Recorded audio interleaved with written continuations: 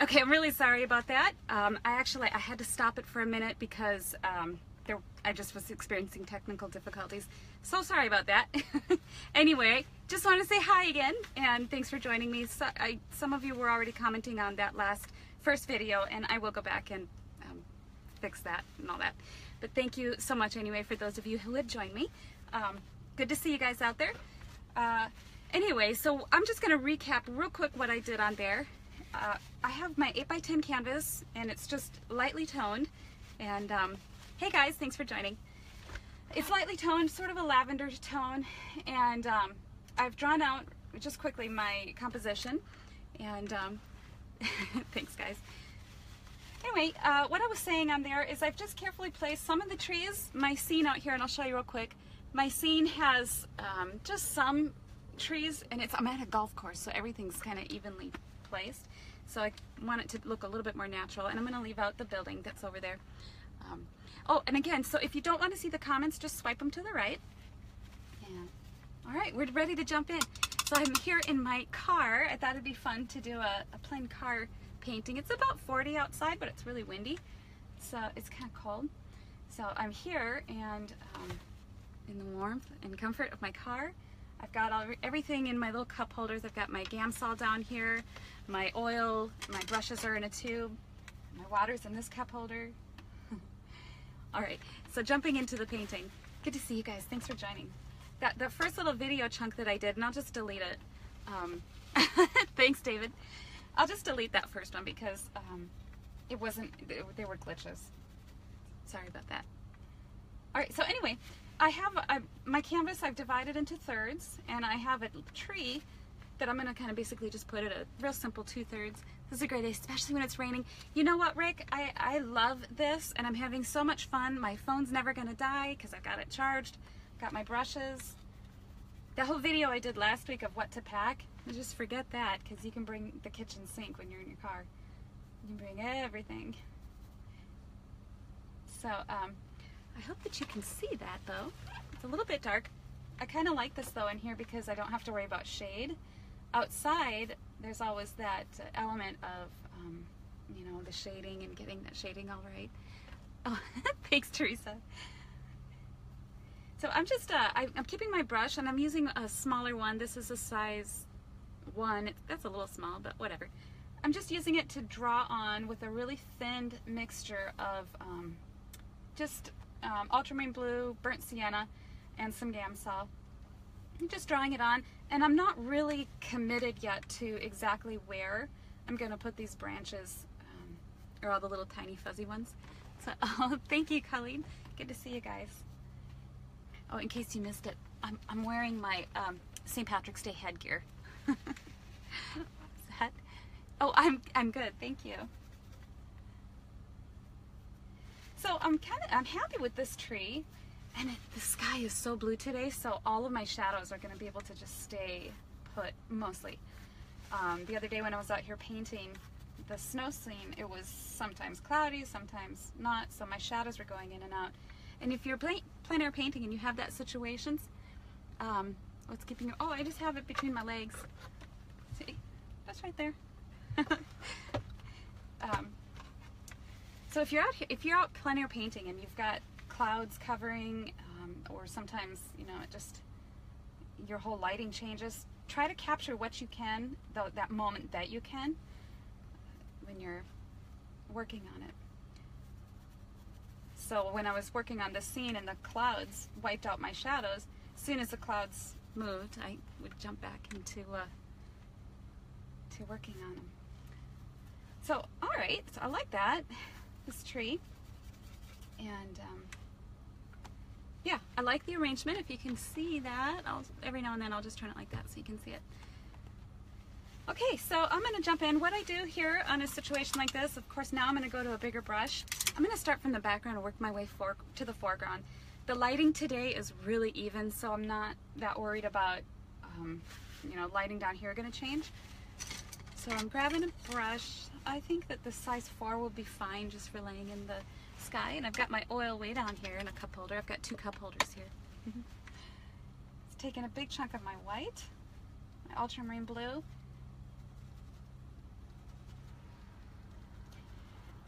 what I've also found is that when this scene out here is so beautiful with these shadows on the snow, and I really want to draw attention to that. So my temptation is to make the sky as beautiful blue as I see it, but since I don't want the eye going back there, I'm gonna just tone it down and neutralize it a little bit.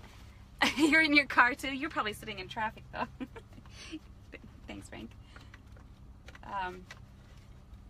But yeah, so also if you're worried about getting paint on your car, you can just take your, you know, put a sheet or something over your steering wheel. I'm personally not that worried about it because, you know, I've been an artist for a long time. So for me, a little bit of cadmium yellow on the steering wheel is not unusual. Okay, so I'm happy with this blue. It's a little bit not as intense as that. Just gonna, I'm not gonna do a really big emphasis on that dome-like effect on the sky because again, I really don't see very much of it. I am gonna lighten up a little bit down by the horizon, but I don't even know if you can see that. I'm gonna kind of angle it this way a little bit. Yeah, my car is just running. It's nice and warm. I've got the window down a little because it's, even though it's nice here, it's still about 38. It's kind of cold to be out there. Some of us are bigger babies, and sometimes I am. I prefer just to be in the warm car. And I have my seat back as far as it'll go, so that I have more space here. So in this area here where I have the trees meeting the sky, I'm just going to leave some of this toned canvas showing through, and when I paint those bushy trees, I'll just kind of let some of that play. So you can get report from police? No, I don't think so. No, I'm actually sitting at a golf course, so it's really peaceful and quiet here, and I'm really happy. Okay, that's sufficient. I like the sky coming down to the horizon right here, so that it kind of leads back. What if the airplane took place? Then I'll be wearing paint, but it won't be for the first time. Besides, if I'm parked, how's the airbag gonna go off? Let's see. I guess a deer would have to run into me, or a moose.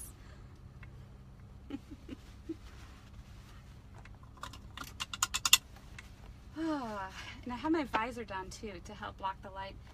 I do have an issue here though because I have a lot of sunlight on my palette and not on my canvas. So that is an issue, but oh well, beggars can't be choosers, right? Okay, so what I'm doing now is I'm going to move down the painting. I'm not going to worry so much about these trees back here at the moment. I will come back and fiddle around with those a little bit. But I'm looking at that snow way over there, and the sun's hitting it right on the hill, so it's really bright. But again, since I want to draw my eye to this area, I'm going to make this more sunlit, brighter snow than way over there. So I have to always take that into mind. So I tried this. I couldn't get the arm length a little. Oh, frustrating. Yeah. Well, I'm only 5'1", so I do have that advantage. I'm like the compact variety. Okay, so getting the snow over there. I'm also trying to work quickly too, because, you know, laying that down. Oh, I would visit Jerusalem. Oh, that would be interesting. Yeah. My mom just went last year. She had a great time. This color that I'm mixing up is burnt sienna, ultramarine blue, a little bit of yellow ochre, and some white. It's kind of just what I had on my brush. But I'm going to just get some of it on this hill far away over here.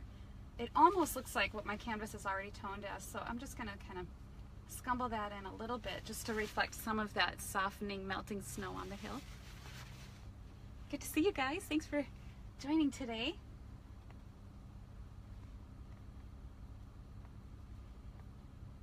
Yeah, that looks all right. I think that's fine. I'm not going to get really fussy on this one. Okay, that's fine.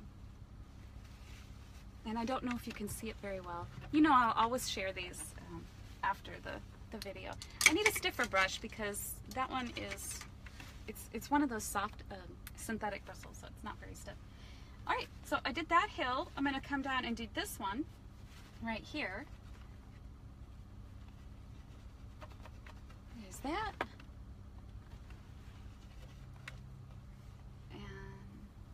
know what? That I have too much brown in that, so I'm just going to make a new pile over here. Just keep it clean. There's a little blue in it. I'm just going to lay that down.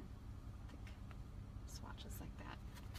And on these hills where I can see that the land goes like this or that, I want to try to use my brush strokes to show that form. It just makes it more interesting. Just to play with some of that. So I have this hill coming down like this, paying attention to where it's getting hit with the sun and the cooler variety and that shadow. Warm, cool balances of the snow. Just taking a little bit of the Cad Yellow Pale and some white. I don't know that you can see much of my palette. Sorry about that. So, yeah, that's a good sunlit snow there. While I have this color on my brush, I see it in a few other places. So I'm just going to lay that in there nice and thick right in there. Painting snow is so fun. If you haven't had a chance to get out and do very much of it, it just has some really interesting, I love these violet shadows. When I did that little painting the other day, I made the shadows as they recede of the trees, the shadows of the trees on the snow. The ones up close to me, I did more violet, and as they fade away, I got them more blue.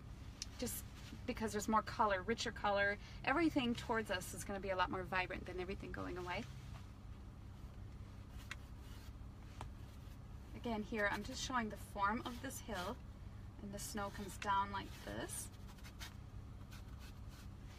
So over here I have a lot of green. I'll show you again. This is my view. You can kind of see that way. I've got these trees. I'm at a golf course, and the trees are super evenly spaced, so I'm kind of just trying to cluster them so that they look a little more natural. Thanks for joining, guys. So to get some of that spring green grass, it's not really bright yet. It's kind of like that dead tone, but it's still greenish. So I'm just taking, yeah, that's pretty good. I'm taking yellow ochre, ultramarine blue, just a touch of the Cad Yellow Pale. I forgot to tell you too. Oh, what is that? Your portable studio? Yes, this is Studio on Wheels. I forgot to tell you just the colors on my palette. I just have titanium white, Cad Yellow Pale, yellow ochre, burnt sienna, ultramarine blue, alizarin crimson, and phthalo green.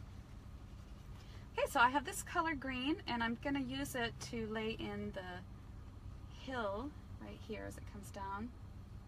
I think that there's more of the Cad Yellow in there. It's so beautiful out today. I wish it was as warm as it looked. Pretty nice out.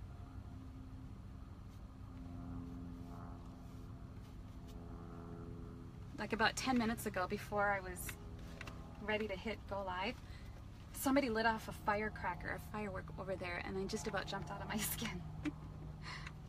Just about dying.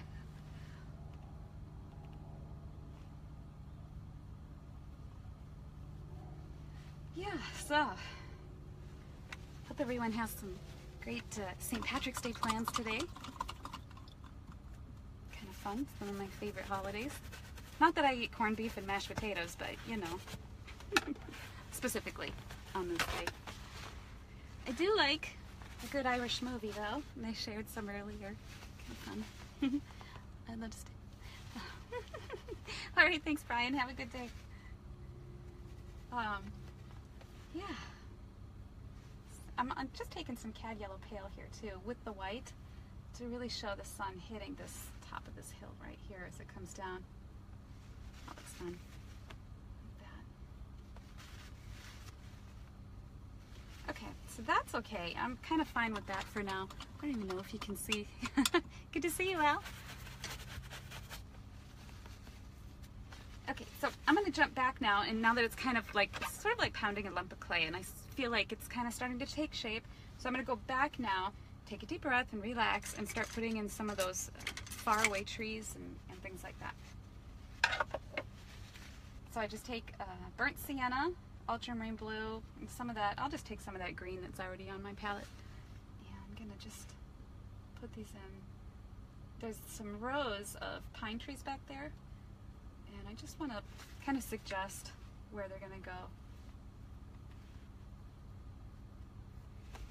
I think that looks fine. I like the value of it being a darker mass over here, and this over here is a little, I'll put a few little trees over here.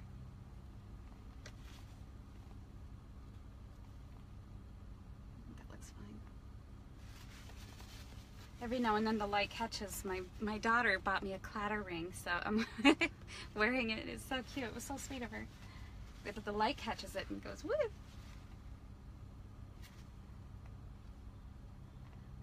So yeah, I'm all decked out in Ireland today. It's kind of fun. I have my St. Patrick's Day little shamrocks on, so I'm all ready. Good to see you guys. Thank you. Alright, I'm just going to suggest a few trees back in here. Even though they're really far away, I kind of just want a little bit of movement back here. Nothing too much that distracts anything. Just to keep that from being boring. Like that. Good enough.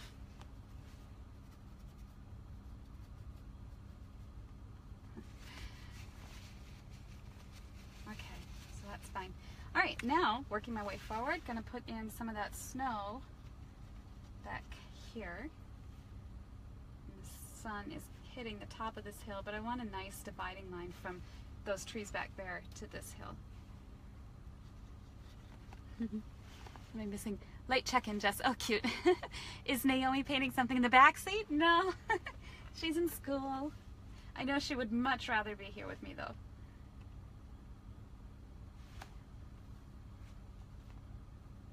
No, she was out helping me yesterday. I made a short little 4-minute video, and she was such a trooper.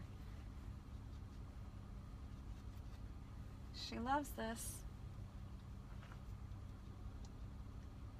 But I think that that's wonderful. You know, if you can get kids interested in this, you know, that's something else.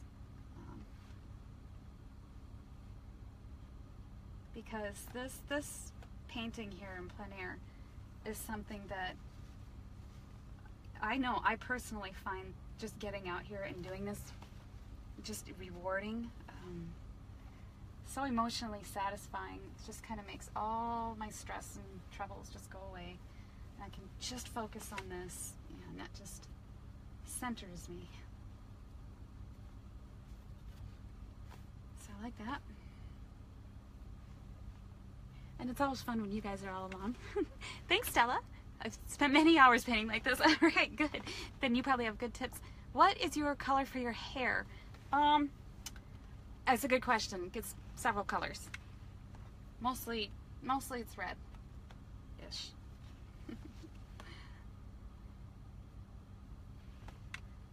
All right, so, all right, I'm gonna do a little bit of the shadows over here, and I'm just taking some ultramarine blue, a little white, and I think that there's some yellow mixed in there, but that's okay because I like the warmth. As this hill comes down, it's not getting as much of the direct sunlight, so it's not going to be as bright. So I'm going to put this in shadow over here. Thinking about that grassy patch there and painting around some of it. This panel that I'm painting on is I just gessoed it real quick this morning.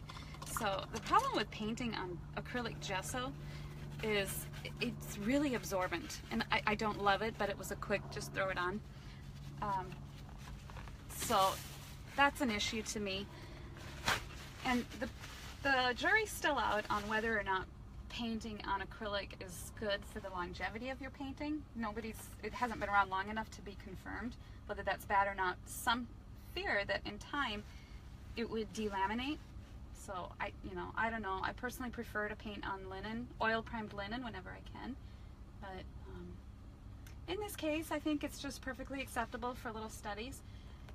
But the problem is that for me personally, as the paint comes off my brush, it doesn't have the flow. Like when you have an oil primed canvas, your brush just sort of flows on it and the paint just comes off nicely. But whatever. There's that. I am just going to soften this edge a little bit. Doing great for time. I hope I don't miss your comments. Oh yeah, thanks Mike. Ginger is good. You have talent. Oh, thanks. Okay. Ginger. It's kind of darker than ginger, I think. I don't know. All right. So anyway, there's a tree back here that I do want in this painting, so I'm just taking a darker mixture of ultramarine blue and burnt sienna, and I'm going to draw that in. I don't want it as dark as this one in front, so I'm going to make it a little bit lighter. And even if it's just a simple tree, you still want to give it tree-like character. So I just kind of think about, I look at the twists and turns. Really love studying trees. It's one of my favorite things. What I'm thinking about lately here, especially today, is my time when I was in Ireland 20 years ago. Just, oh, thank you, John.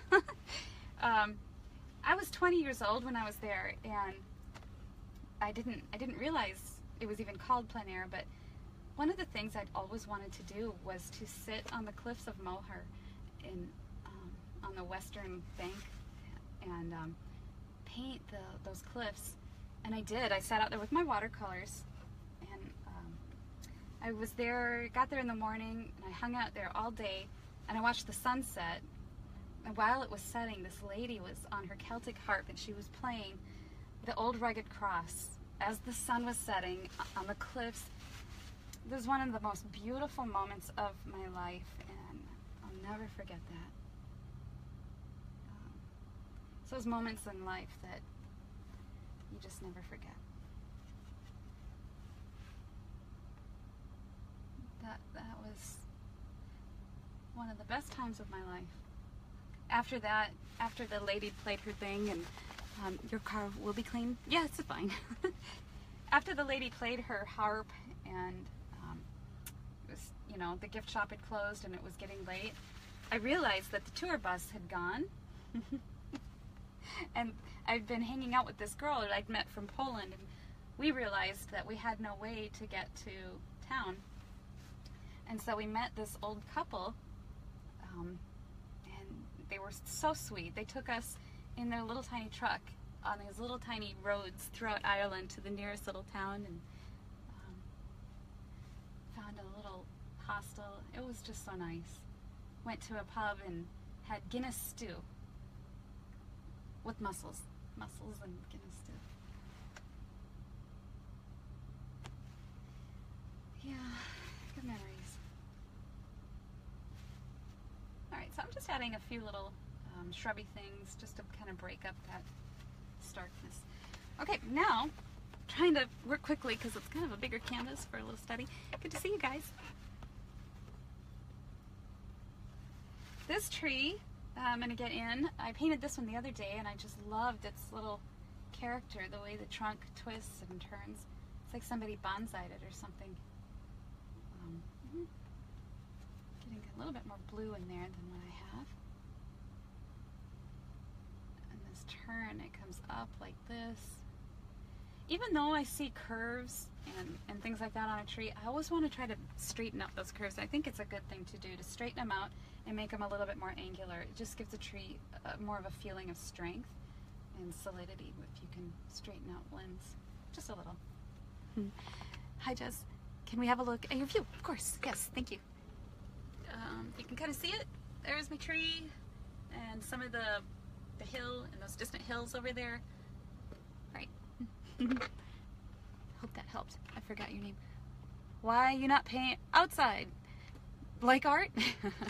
I do outside. But I'm showing you how to paint inside today.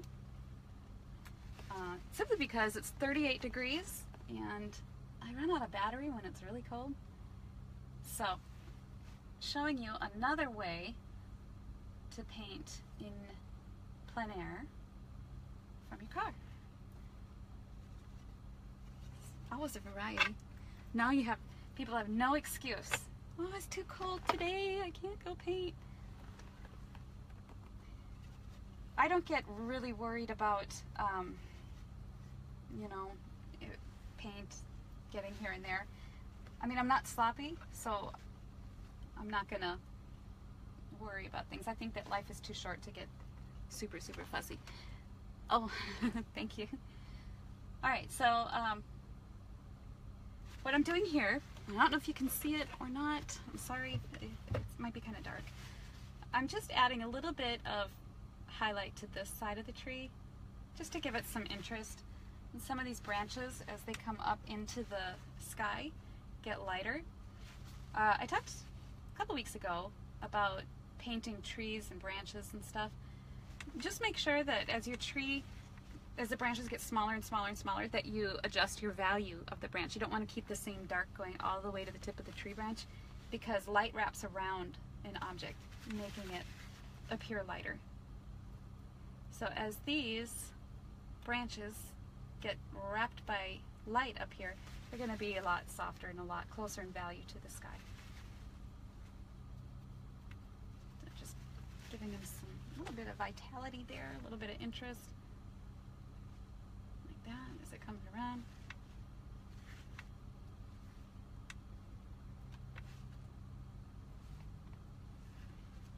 Yeah. I'm glad I painted this tree the other day, because I just had so much fun working on it, and I'm actually feeling better about it today. How often do you paint from inside your car? Not very often. I really do prefer to be outside, but you know, it's cold, so and I don't mind you know, the warmth, and when I'm by myself I just have my music on, and it's kind of nice. So right now I'm just picking up a little bit of highlights on this tree in here as the sun hits the branches. Yeah, I'm pretty much satisfied where that's going. I can always take this back and just kind of work on this tree a little bit more, but for now I'm going to work on the rest of this hill and try wrapping it up. So I'm looking at it, I'm squinting at it, seeing where I have the most interesting colors and lines and values in here. And like I said before, I really want this area to be a focus area. So I'm going to put richer paint in here, more brilliant, beautiful colors in the shadows, and work on drawing the eye back up through this way. Even on a little plein air study, I'm always trying to think about ways to make it an interesting and beautiful painting. Because, I mean, the idea is to maybe take it back to the studio and do something larger. And if I don't make those notes while I'm out here, then I might, you know, forget or lose some of the character, essence, whatever. What I'm doing here, which you probably can't see, is I'm mixing a soft purple, and it's just taking alizarin crimson, ultramarine blue, and a little white, and I'm just going to paint the shadows of this tree in here. Oh, that's too light. Oh, you know what? I'm getting the blue from my visor on my palette, and it's affecting my mixing. So little things you have to take into account that you might not have already thought of. See, because I'm mixing it where it's really blue, from that, it's a really red shadow on my painting. So, oh. All right, thanks, John. Thanks for visiting. So I'm going to make sure I add a little bit more blue to that mixture, because I'm getting a tinted view. Yeah, that's better. Maybe even a little more blue. Crazy. So just drawing out this shape of this really cool shadow in here as it comes at us. And these are every bit as much a part of the composition as anything else. The trees or the hill. Looking at the way they'll define the shape of the land and everything. I'm trying to hold my hand down. Oh, if you guys don't want to see the comments, you can always swipe them off to the side. Thank you.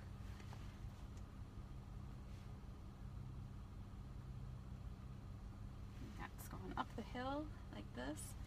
So as the shadow hits the green grass, it's going to be a little more blue and dark. Obviously, it's not going to be as violet-y snow color as everything else. So that tree, I just connected to the shadow, laying down pieces of paint, little pieces of paint. And this one kind of squiggles off that way, but it's directional. See, it points the eye sort of that way, kind of like how, you know, a winding path winds through a painting. This shadow is going to help us with that. those back there, I'll add a little more blue to those and less of the alizarin because I want it to feel more like it's receding.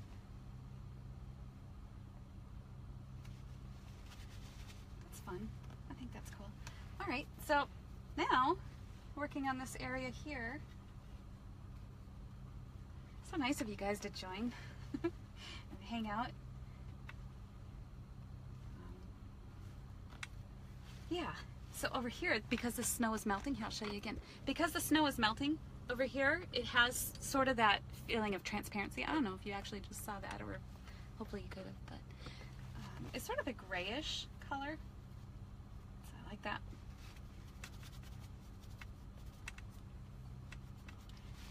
All right, and then as it comes down and it's picking up more of the light from the sky, mixing in a little bit more of the white with the yellow to let this really get an impact on here.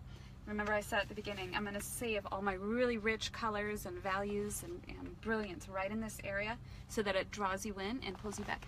Will you finish this piece in studio or use it to I might, actually. Mike, that's a good question. I do enjoy this scene, and I think that this is more interesting than that because that has a lot of trees and it's building. If you can take your scene and make it and improve on it, I think that's really a good objective. So we'll see. Sometimes I do. I really don't ever just take straight white and lay it down for snow. Snow has so many different colors in it that it would almost be a shame just to lay down white because it's just not that interesting. It's just white. It doesn't do anything. It can pretty much just kill an area.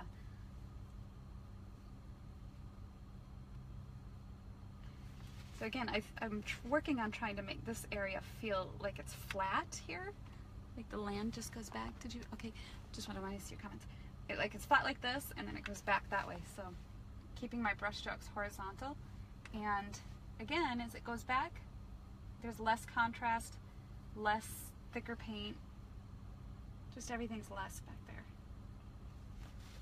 You can remember that more, less.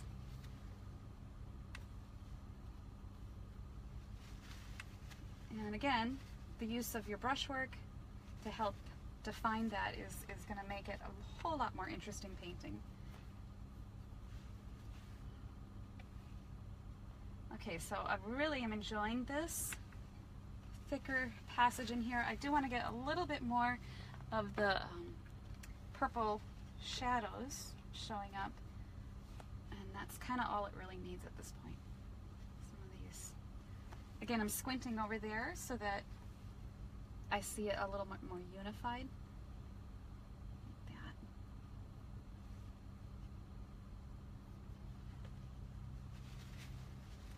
that. All right. Well, you know, that's about as far as I'm going to take this study. I'm going to wrap it up, and you know what? I'm going to zoom in real quick so you can kind of see it and call it a day. So this is, oops, sorry. This is what I came up with, and I'll show it again on Facebook when I am done. But I just wanted to thank you guys for joining, and have a very wonderful St. Patrick's Day and a good weekend. All right, thanks so much. Bye-bye.